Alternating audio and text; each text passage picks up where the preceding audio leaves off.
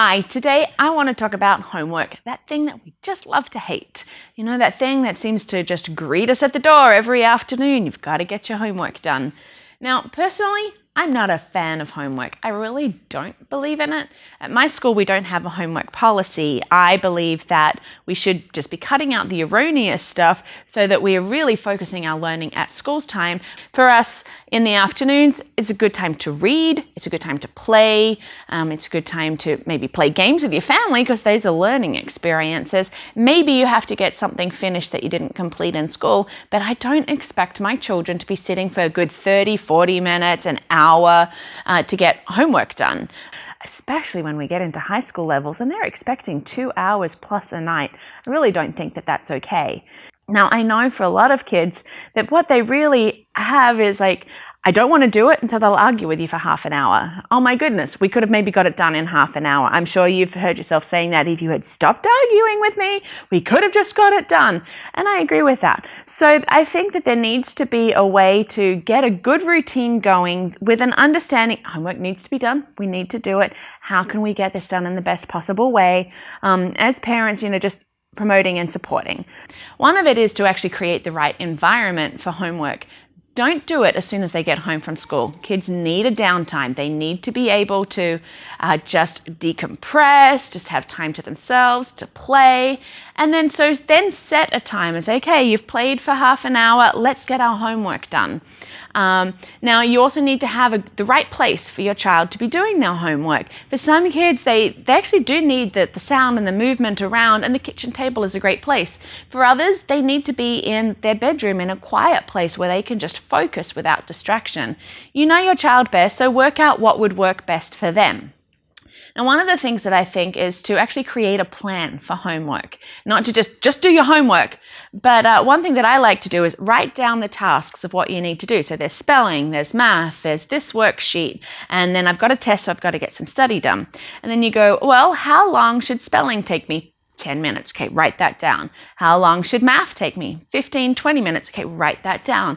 And so you give a bit of a time frame. Now you've got an understanding of how long do I think this will take? What do I need to get done? Then put your list in order of how you would like to do it. So maybe, because some kids actually like to do the easy stuff first, the quick stuff, and then progress to the harder. Others like the harder and then do the easier stuff. It's entirely up to your child, but help them create a plan.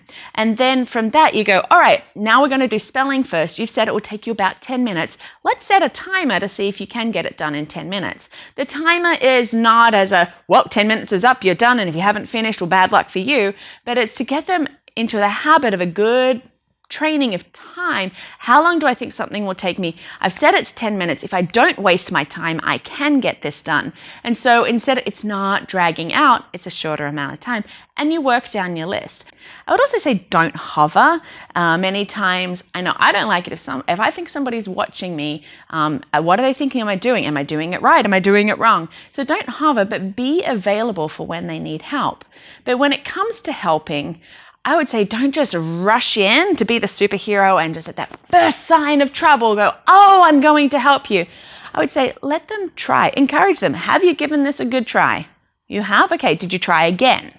And then just making it about, hey, this is reinforcing our learning. You know what, we will do it. We will get it done. I'm proud of you. Giving those rewards and that reinforcement for getting homework done. And so instead of having this 30 to 40 minute battle of you've got to get your homework done. No, yes. You're now going, oh, great. Here's homework. You said you could get it done in 45 minutes. Can you? Great. You've got it done. Now you can go and play. Now you can do something else. And hopefully that is going to help you to just make things a little easier when it comes to homework at home.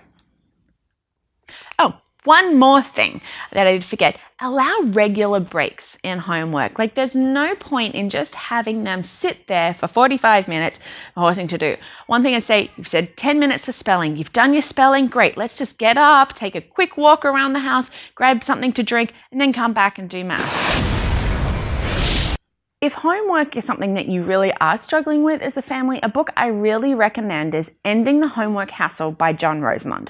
Unfortunately, I don't have a copy of it with me. It is available on Kindle or for your Nook, so in your ebook, your electronic book format.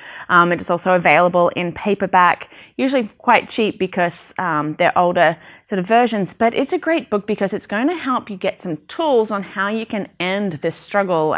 Maybe it's become a nightmare of homework. So it's Ending the Homework Hassle by John Rosemond, and he's going to give some really good tools and tips for what you can be doing to make sure that homework becomes smoother. It becomes a more friendly thing that you can be doing.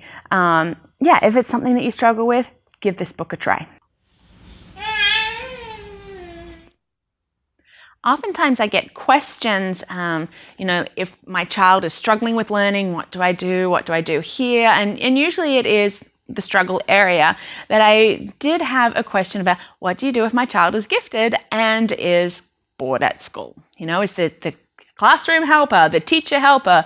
If your child is reading ahead, is really above the grade level, this can be a challenge as well, because especially schools don't like to promote ahead of the age level. It can be a real battle to try and push your child ahead of a grade. And I understand if your child is in that gifted category and school is so boring, you're left with a few options. Maybe a private school that is going to allow you to push ahead, a different type of learning environment that is just not a traditional sort of school model. It's available. Homeschooling, if that's up to you. And not everybody is a homeschooler. I totally get that, especially if your child is in that gifted area, because you start feeling, well, how do I do this? How do I deal with my gifted child? But as a parent, you have to be an advocate for your child. And if they are bored, then you've got to step up and be like, well, what can we do in the school system? To the teachers, what can we do so that my child is actually enjoying school or not feeling like it is a total waste of my time? Thank you for watching. If you like this, please subscribe.